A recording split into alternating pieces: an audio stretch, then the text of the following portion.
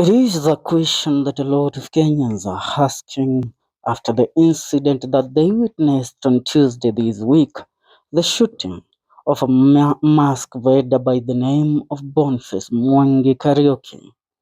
The question that a lot of Kenyans are asking right now is Boniface Mwangi still alive? Or is Boniface Kariuki still alive? Now, this is a question that not even the family can answer, but the doctors at Kenyatta National Hospital.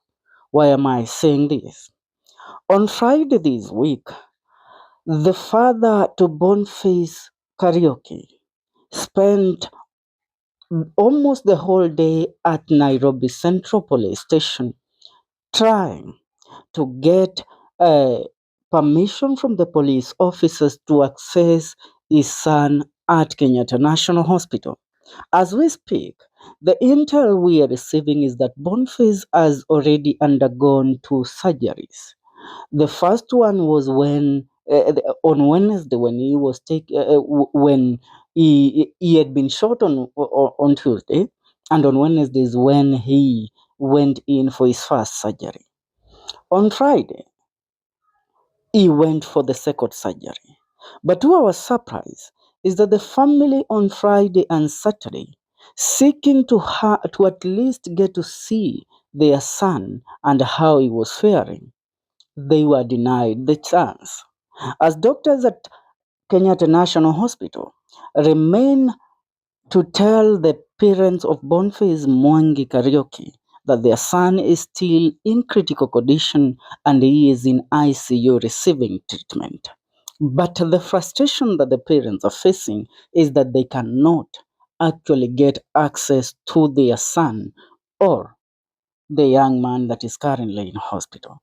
Remember, Boniface Mwangi was shot during the demonstration where young men and women took to the streets of Nairobi to seek justice for the late teacher Albert Ojwang, who was assassinated in the cells of Nairobi Central Police Station.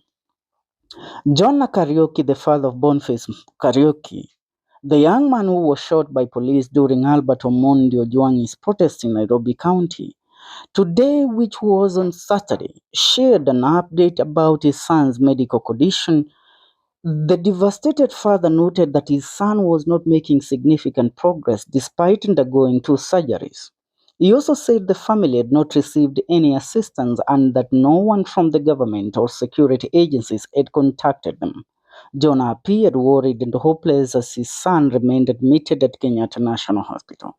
Now, as we speak, we are assuming that the intel given to us by the doctors at Kenyatta National Hospital is one to go by, that Boniface is currently in critical condition and he is receiving treatment.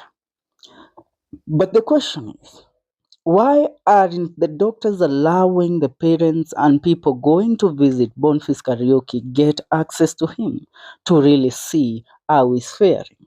Remember, the young man is in the intensive care unit.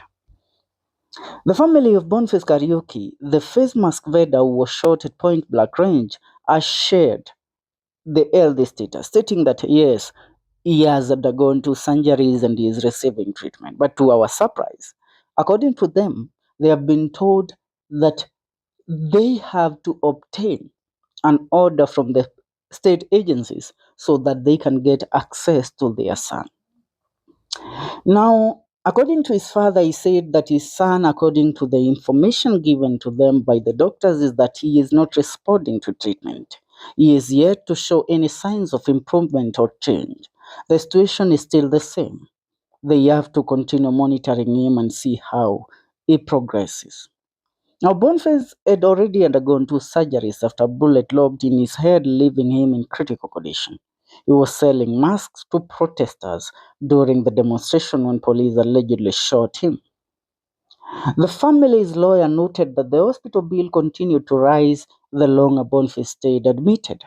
They said that currently their bill had accumulated to about 1 million Kenyan shillings.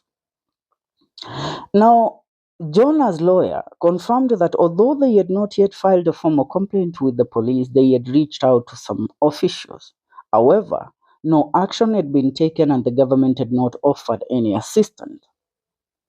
In another heartbreaking story, Jonah, the father, revealed that he had lost over 200,000 to scammers posing as officials from SHA Social Health Authority. The scammers contacted him claiming they could help with the growing hospital bills at KNH. As part of the fraudulent scheme, they requested a small registration fee and convinced him to share his personal details, including his M-Pesa PIN. Unfortunately, Jonah complied.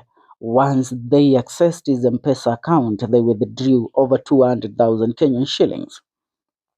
Now that is one of the most heartbreaking stories that we have in the 254 currently. A man that was selling masks to go feed his family was shot at point blank by a GSU police officer. The two police officers are currently in custody and their case was mentioned on Friday. But let's get back to the details. Why are the doctors at KNH denying, and the state has also ordered that no access should be given to the family or even visitors to one Boniface Kariuki? Why? Is the question that we are asking. Now, when we look at the current rising tension in the country, the case of Boniface Mwangi Kariuki can be the trigger bullet that will cause an uprising in the 254. So they ought to play their cards very well. And the prayers from the state and even the officers that shot Boniface is that he survives he survives this bullet that was shot that is currently locked in his head. Because if it doesn't, it might trigger an uprising that the state has never seen before.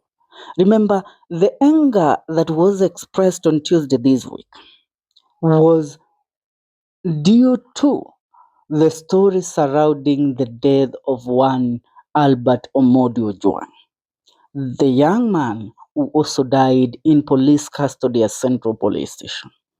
Now remember, demonstrations are ongoing in different parts of this country due to certain happenings.